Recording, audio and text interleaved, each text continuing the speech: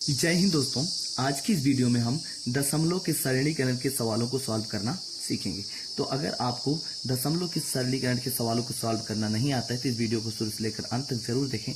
आज आप करना सीख जाएंगे। तो यहाँ पर जो प्रश्न दिया गया है वो दिया गया है 1.25, उसके बाद माइनस लगा है, फिर यहाँ करली ब्रैकेट है और 1 भागे फिर छोटा ब्रैकेट लगा हुआ है 3 + 2, उसके बाद माइनस 0.4 गुणे 2.5, फिर यहाँ पर ब्रैकेट छोटा ब्रैकेट बंद, फिर यहाँ करली ब्रैकेट बंद। अब हमें इसे क्या करना है, हल करना है। ठीक है, तो आइए इसको हम हल करना सीखते हैं।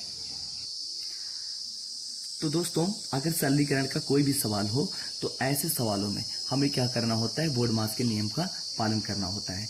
यानी अगर देखिए सवाल में बोर्डमास का नियम क्या है कि अगर सवाल में दिया गया है ब्रैकेट्स तो सबसे पहले हमें ब्रैकेट तोड़ना है।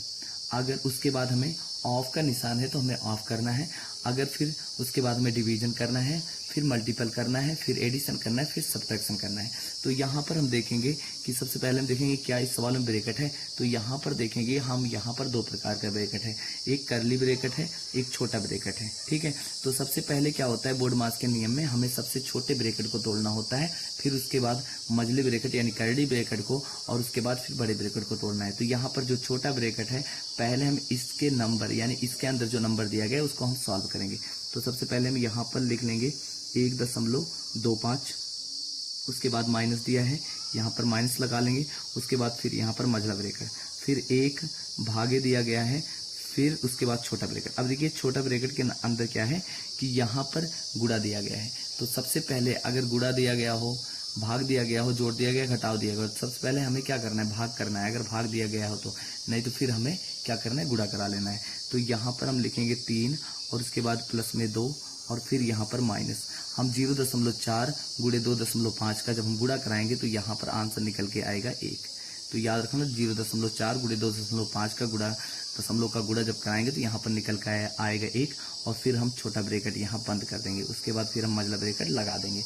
फिर आगे देखिए अभी भी छोटा ब्रैकेट बचा हुआ है तो हम इस बार क्या करेंगे, छोटे ब्रैकेट को तोड़ देंगे। तो यहाँ पर 1.25 है, उसके बाद फिर यहाँ माइनस है, फिर यहाँ मझला ब्रैकेट लगाएंगे, 1 लिखा है, फिर यहाँ पर भागे। अब देखिए ब्रैकेट के अंदर क्या बचा हुआ है, प्लस बचा हुआ और माइनस। तो याद रखना बोर्डमास के नियम में अगर भाग नहीं है, गुणा नहीं है, तो हम क्या करते हैं, पहले जोड़ते हैं फिर घटाते हैं। तो यहाँ नंबर को हम क्या करेंगे, जोड़ लेंगे।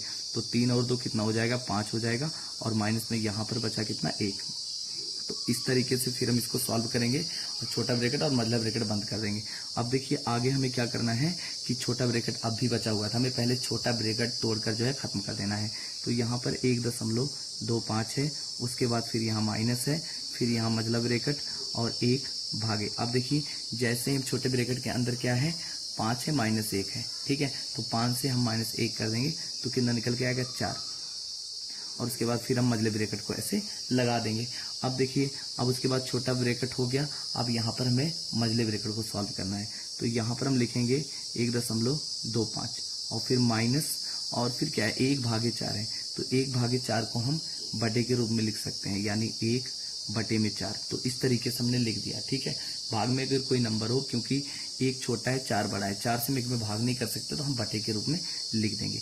उसके बाद फिर हमें आगे क्या करना है, आगे दिया गया है माइनस है 1.25 माइनस 1/4। तो यहाँ पर हम 1.25, और उसके बाद जब हम 1.4 को किस में बदलेंगे, दशमलव में। जब हम 1.4 को दशमलव में बदलेंगे तो निकल के आएगा 1.4 का दशमलव क्या हो जाएगा, 0.25। यहाँ पर आया 0.25। उसके बाद देखिए 1.25 से 0.25 को जब हम माइनस करेंगे तो यहाँ पर 25 दशमलव में है, यहाँ पर 25 दशमलव में है, तो ये दोनों घट जाएंगे तो 1 दशमलव क्या निकल के आएगा, 0. यानी इसका जो आंसर निकल के आएगा वो कितना आएगा, इसका आंसर 1 हो जाएगा।